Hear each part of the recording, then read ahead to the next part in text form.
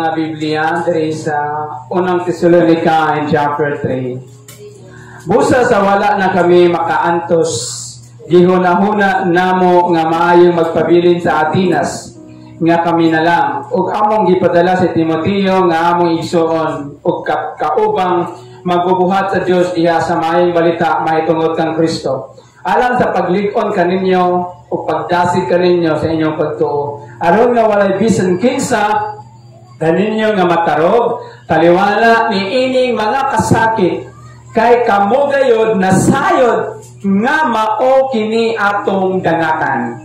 Kay sa diha pa kami uban kaninyo, kamo gisugilan namong daan nga kita mag-antos gayud sa mga kasakit o kini nahitabo sumala sa inyong nasayran.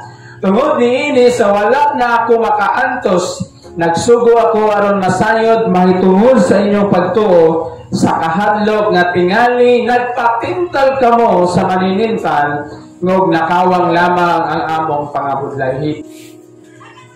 Kumusta na ba ang mga tuhod diha? Kaya pa ba mo barog? Kaya pa ba mo baktas? Kung uasa ka o usa ka bugat na butang, unsa ba ang kasagaran part sa lawas kinahanglan na ay kusog? Unay, mong tuhod. I remember sa mga artist ko kani ato, nagkurog-kurog akong tuhod tungod sa kapakilit sa akong diartisan. Ikaduwa, imong hawak. Kung huyang imong tuhod, imong hawak, ayaw na lang pagpasan.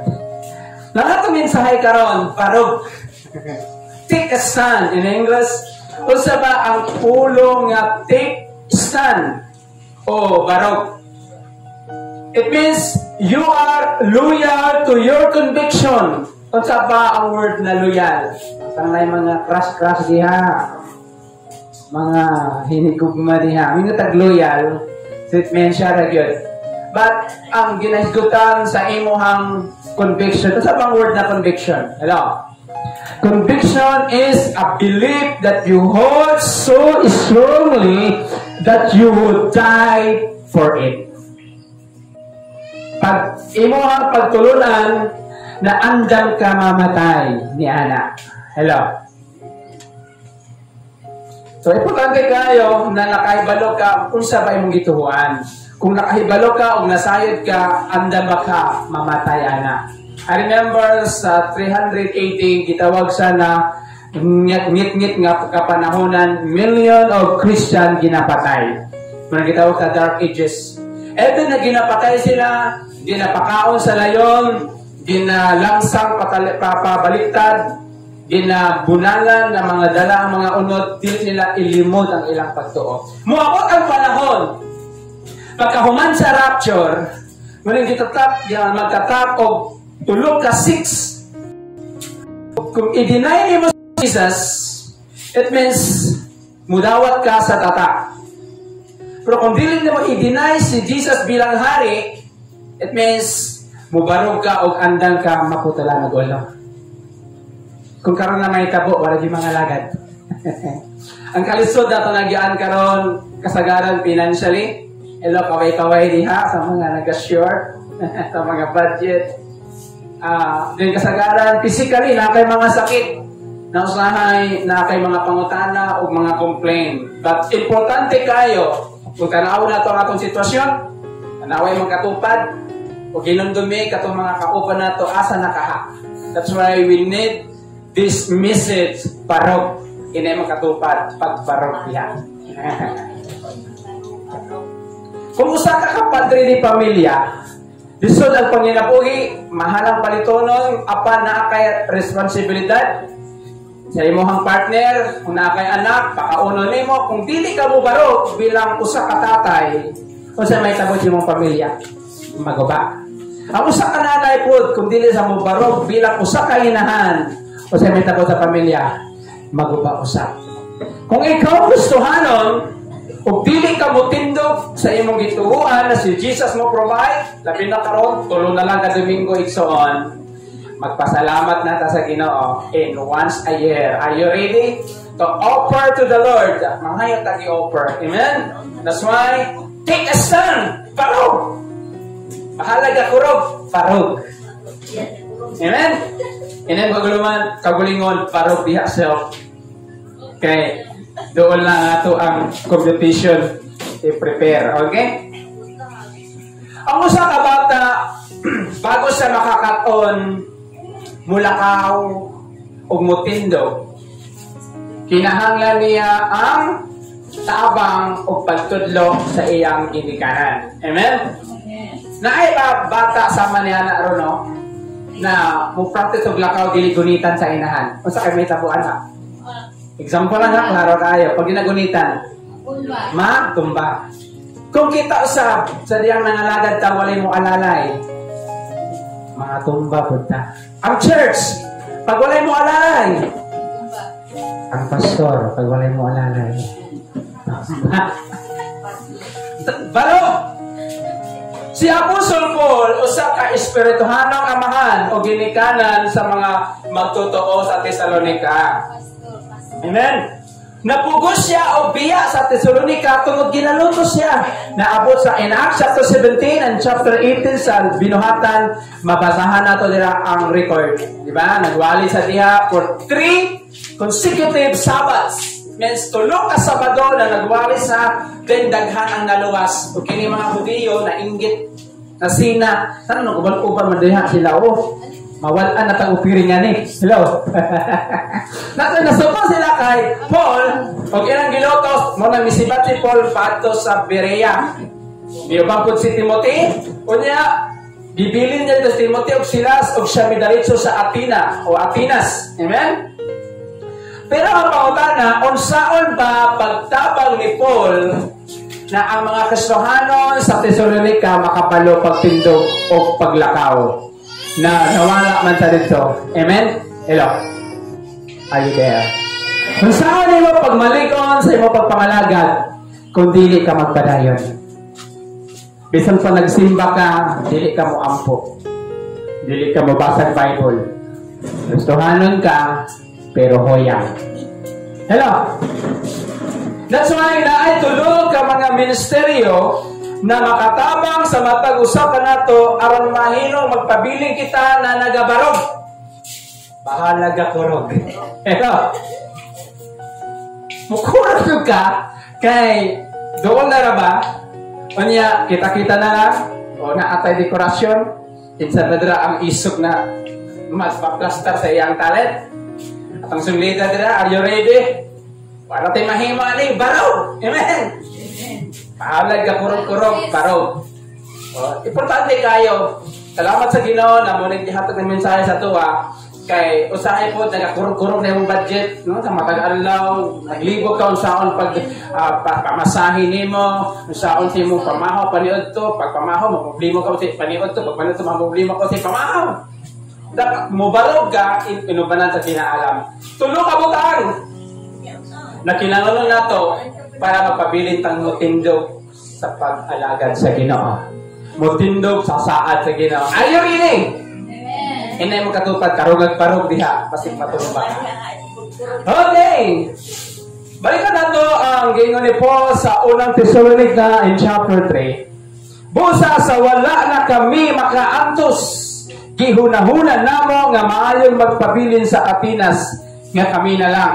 Nga among gipadala si Timoteo nga among igsoon o kaubang magbubuhat sa Dios diha sa maayong balita mahitungod kang Kristo alang sa paglig-on kaninyo sa pagdasig kaninyo sa inyong pagtuo. Remember verse 3. Aron nga walay bisan kinsa kaninyo nga matarog.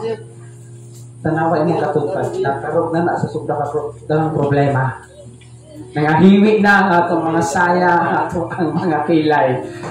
Para taas sa palitonan. Apa ni Paul, walay bisan kinsa unta kaninyo nga matarog. Taliwala ni ining mga kasakit. Sinsa badri walay kasakit. Kay kamo gayod nasayod mao kini ang atong dangatan. So ang number 1 na buluhaton na makatabang sa tuwa para magpabiling kang mutindog. Bisan daghang kang problema, bisan pag sakit imong tuhod, sakit imong hangpiil, naghupong na, pasupra nimong kauglitsyon niha, o whatever na magpataas sa imong uric acid. So number 1, take a stand first. you need the helper. Diba si Adan? Nakita sa Ginoo, luig kayo na ginusara. Nga sa Ginoo, I will make a helpmate. Taga-ag helpmate, dili katulong, dili katabang, dili mate, kundi helpmate.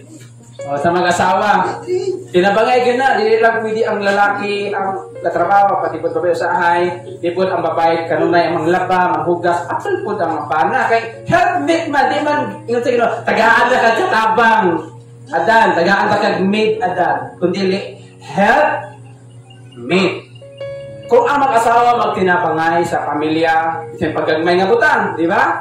Nangilig diha, di ba? Maghugas, whatever diha ng mga trabaho, muliko na yung relasyon. Yung sa ako ba na? Ako manginapuhi, diha ka sa balay. Yan ako pag sweldo, umadto ka di ba sa mga abroad, pila ang sweldo, pinakabarato, 18,000. O, sweldohan na sila. O, di ba? Muna. Importante kayo para mapabilin tag mubarog, hinangan na to o mananapa. Amen? Hello?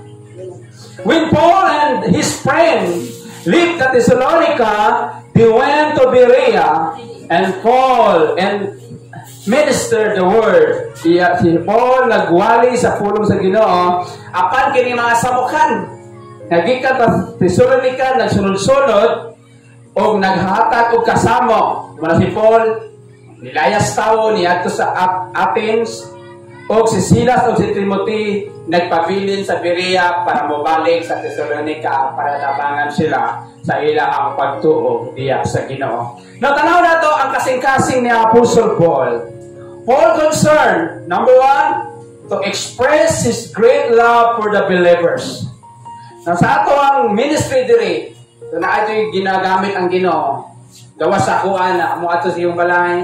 Tinangutan ko, kumusta naman si Pabla dito?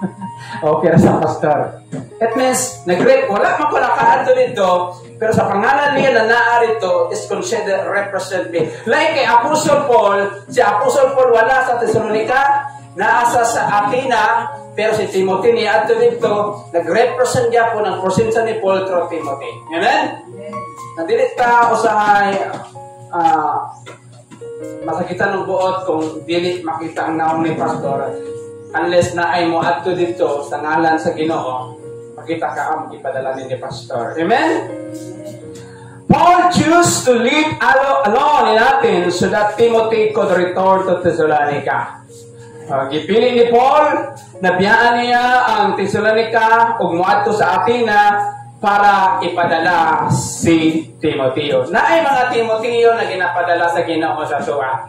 It means, magpabiling kang barok, kinanglan nimo na naay mo guide, kinanglan nimo na ay mo tambag, kinanglan nimo mamati sa mga nindot na mga advices sa imong panginabuhi, sa imong pagpangalagad sa Ginoo. Muna ginaingon nila, no man in an island. Dili nimo kaya na mag-inusara. Amen?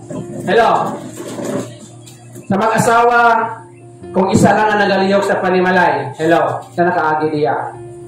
Pag abot ni mister, dugaya, luto na diha. Kung dili mo tapang diha, di ba, maglagot ang asawa, may panig. Naghanong asin eh, nasabi na ni malipong ron. Di ba? Importante kayo na naay magtinapangay. Amen? Para ang inyong relasyon sa kanunay magpabiling likod. Sa pagpangalaga sa Ginoo, it means ako ang part. So, I need also na mga helper. And then also na guidance and advices. Sa imong kinabuhi, you need advices and guidance para magpabiling kang likod. Amen? Muna inungdan, nagipadala ni Paul si Timoteo to follow up the believers of Thessalonica. Kung tanaw na to ang verse 3, ingon ni Paul, aron walay bisan kinsa kaninyong nga matarong taliwala ni ining mga kasakit. So dili ordinaryo ang kasakit sa Thessalonica. They are persecuted tungod sa ilang pagkakristohanon. Ikaw, unsa ba ang kasagaran nagaluto sa imo? Imong bulsa? O imo ang lawas na masakiton? Ayaw ka tingala pag naanak ka sa prime age, 40 up.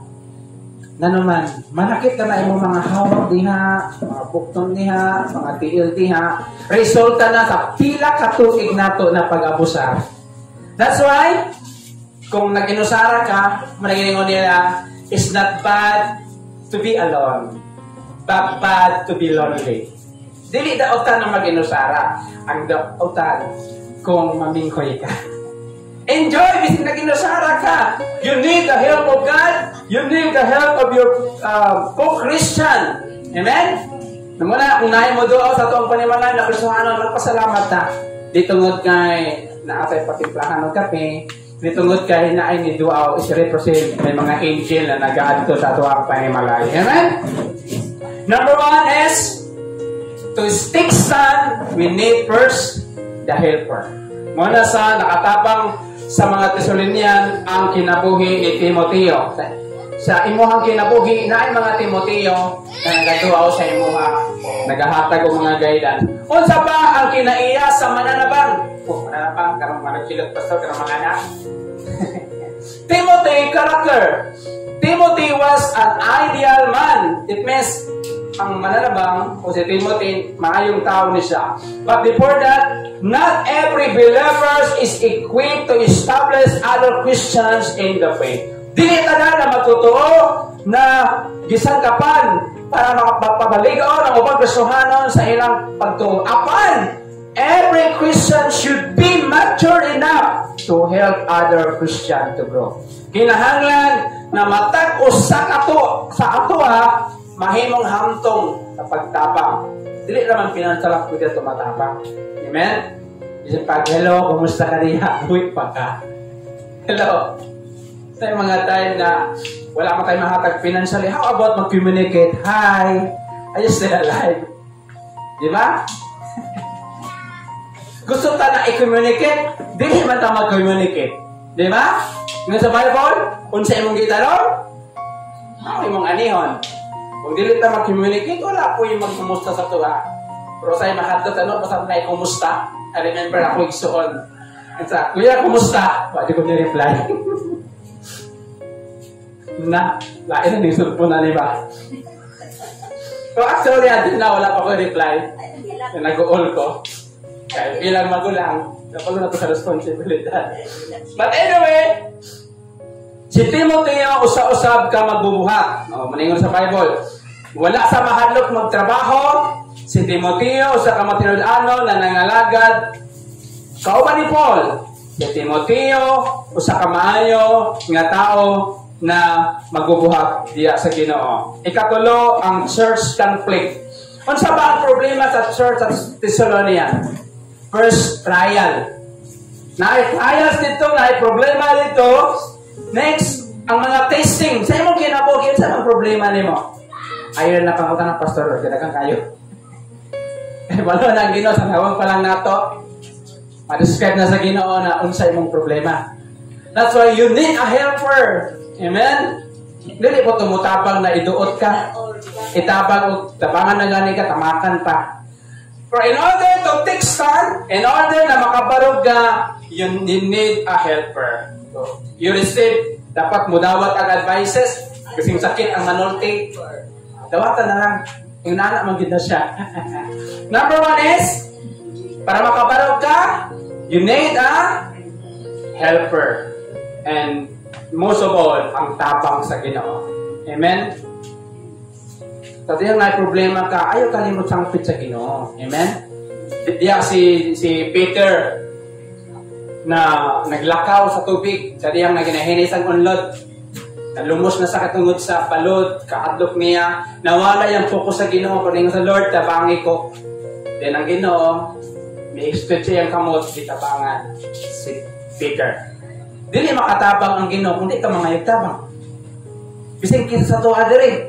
Kung sa mga wala pakialam, wala magalagpay balo na nakay problema. Hello. Di na pwede na himo ang propeta sa mga kauban. That's why kailangan na to na mo communicate brothers kasi na kay available na asin niya. Wala mas sa COVID. Kung maghinom-hinom na dito, wala mo tapon sa tuwa. That's why we need to be open. Ikaw na to ang atong kaugalingon na para matabangan ta. Amen? Especially sa Ginoo para magpabiling ka mo barog. Next, verse 5 and 8. Tungod ni ini sa wala na kami makaantos, nagsugo ako aron mamasayod, mahitungod sa inyong pagtuo sa kahadlok na tingali o nagpatintag kamo sa mga maninintal o nakawang lamang ang among mga pangabudlay. Apan karon nga sa Timoteo nibalik na diri gikan kaninyo og nagdala kanamo og mga maayong balita mahitungod sa inyong pagtuo og gugma og sa balita nga kamo sa adunay maayong paghandom kanako og nangandoy sa pagpakita kanamo sama nga kami usab diha kaninyo. Tungod niini nahupay kami mga igsoon. Tungod kaninyo bisan sa tanan namo mga kaguol o kasakit pinaagi sa inyong pagtuo. Kay buhi man kami aron kun kamo malig-on nagparog diha sa Ginoo. Ikaduha, na kinanglan nato para mapabilintang mo barog.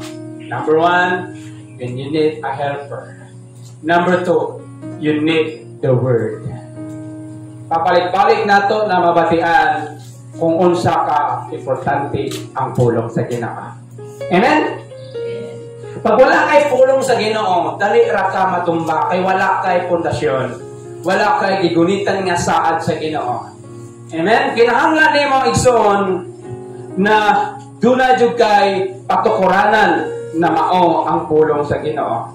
Si Paul gikan siya sa Thessalonica niadto sa Berea ug Atenas ug balik siya sa Corinto. Dito sila nakita ni Timoteo ug naghatag og mayong balita mahin sa Thessalonica na sila una naglig-on sa pagtuo og gugma. So importante kayo na sa atong kinabuhi na adutay pagtuo og gugma. Ug kana mahitabo lang kung kanunay ka mobasa sa pulong sa Ginoo. Amen? Paul's response was to write them this letter. Muna ginungdan na nasulat kining Thessalonian. God's word is one of the best tools for establishing new Christian in the faith. Ang pulong sa Dios pinaka-nindot na butang na mapalig-on sa ato ang kinabuhi diya sa pagtuo. 2 Thessalonians chapter 2 verse 15. So then, brothers, stand firm and hold the teaching we pass on to you, whether by word or the mouth or by letter. O mga igsoon, magbarog ka mo o guniti ang mga pagpanudlo na gihatag diha kaninyo pinaagi sa pulong o pinaagi sa sulat. When Jesus was tempted by Satan, He used the word of God to defeat him. Dili ka makabarog kung wala kay pundasyon. Ang balay, pag gibutang lang sa yuta o baras, pag muabot ang ulan, sa may tabo, mapukan. Kung kita na personanon, wala kayo nag-aagad kung pila nakakatuig ng alagad. Ang importante na naakay pulong sa Ginoo. Amen? Mauna ang hinungdan na mamalig-on ta through the Word of God. Even Jesus, di ba? Ingon sa yawa, kung ikaw, if you are the Son of God, command the stone to bread. Ingon ni Jesus, it is written, ang tao dili nagbabuhi sa tinapay, kundi sa mga pulong sa Ginoo. The Bible is able to establish because it is inspired of God. 2 Timothy 3:16. A working knowledge of the Bible is essential for spiritual growth and stability. Ang nagalihok nga kinaalam ihibalo sa pulong sa Ginoo, kinahanglan nato ni sa espertano na pagtubo o pagbalikon. Tungod kay ang pulong sa Ginoo mauni ang pagkaon na makapatambok sa imong kalayt, mauni ang kahayag na magagiya kanimo, o mauni ang hinagiban na modipin sa imuha. Kanang atakihon ka sa yawa. Pag wala kay pulong sa Ginoo, maluya ka. Labi na patrabaho nimo, labi na sa mga discouragement na nakaabot sa imuha, you need a working knowledge of the Word of God. Amen? Unsa na number 2? Enable na makabarog ka, you need the Bible. So honestly, napabay nagabasa ani? Amen. Importante kayo igsoon, dalang pamagi na makabati ka sa pulong sa Ginoo. Katapusan,